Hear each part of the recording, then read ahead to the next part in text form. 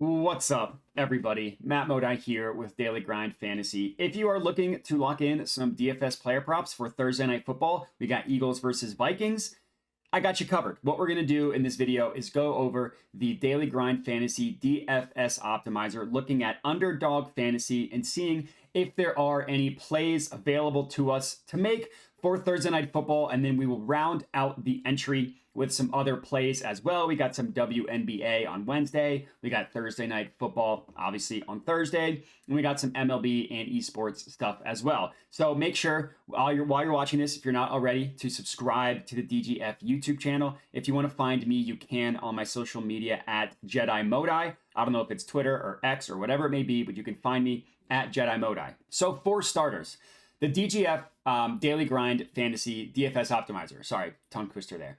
Amazing tool. I really cannot recommend it enough. If you're looking to actually make money on these different DFS platforms, the DFS Optimizer is honestly a no-brainer. It makes finding plays for these DFS books incredibly easy, right? Color-coded, green equals good. That part's pretty simple. Even I can understand that. So I'll explain the way it works in a second. The first thing that I want to do is talk about just general strategy when you're playing the DFS books. The cool thing about it, about the optimizer, the way it works, is if you click this little drop down here where you see plus EV plays, it gives you all the different options you can take on a different book, and then it gives you the odds next to it.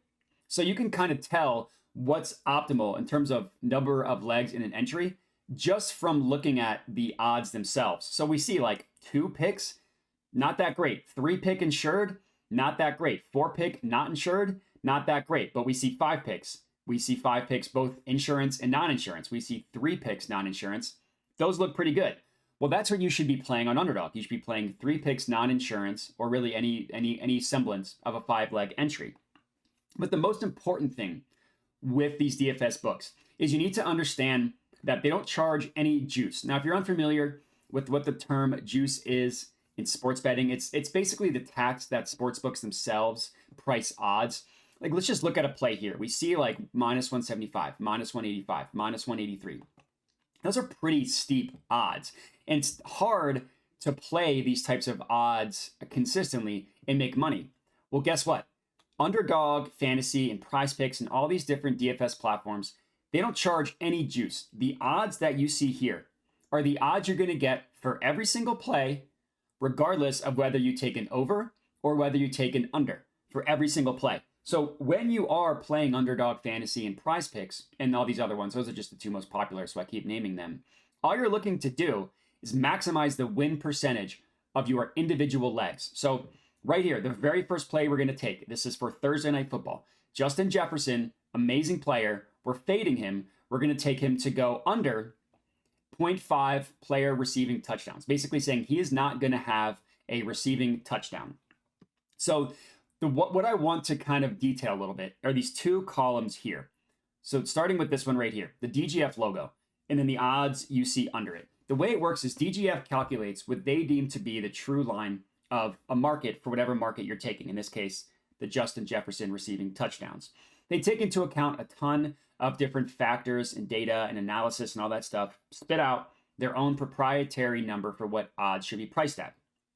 This next column over here to the left, percent odds to hit, is just a conversion from those odds to a winning percentage. All odds have a win percentage associated with it. So Justin Jefferson, basically what we're saying here is that Justin Jefferson has roughly a 57.5% chance of not scoring a receiving touchdown on Thursday Night Football.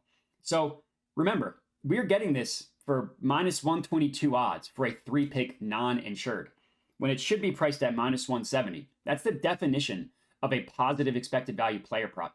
All positive EV means is you're taking a play that you know as the sports bettor is going to hit at a higher rate than the implied odds that the sportsbook is offering. That sounds like a mouthful, but it's not. We know that this should be priced at minus 170.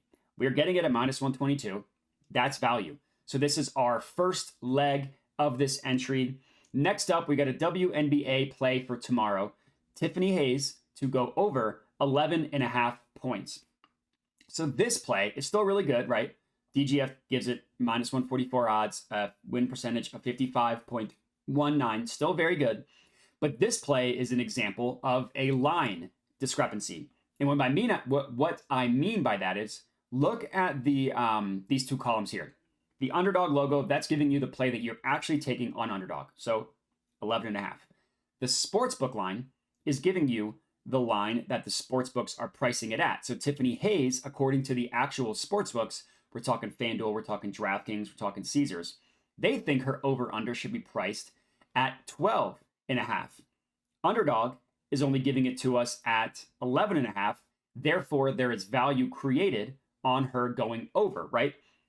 Because the sportsbooks have it priced over 11.5, that's another way of telling us, hey, you should also take over 11.5, or else they would have priced it differently. So this is our second leg for this entry. And then last up, we're going to go with an MLB play for today, giving this the most runtime. Cedric Mullins to go under 2 hits plus runs plus RBIs, so under 2 HRR. This is another example of a line discrepancy. The underdog has it at 2. The sportsbooks have it at 1.5. That means that there is value on him going under 2 because the sportsbooks have it priced at a number that is below 2 at 1.5. DGF calculates this to be their true line at -146, win percentage above 55%. Amazing 3-leg entry for you guys. The only reason why I skipped this esports one and this MLB one is just because they start relatively soon. So I wanted to give you guys as much time as possible to tail these. If you're watching this and these games haven't started yet, by all means, go ahead and take these. But for this specific video, we're just riding with these 3, the Justin Jefferson, the Tiffany Hayes, and the Cedric Mullins. Let's hope we can hit all 3 of these. If Cedric Mullins cashes this out today, we get a sweat tomorrow. If Tiffany Hayes cashes out tomorrow, we get a sweat on Thursday. When Justin Jefferson cashes us out by not scoring a touchdown, we will have hit all 3. So if you are riding with me, comment and let me know. Other than that, remember to like the video, subscribe to the YouTube channel, all that good stuff. Appreciate you guys for watching, and have a good one.